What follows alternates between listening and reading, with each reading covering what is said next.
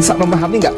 Ini ada sebuah tempat elit, punya sendiri, yang harganya mahal, punya gedung sendiri, lalu dijual, pindah ke tempat jin buang anak.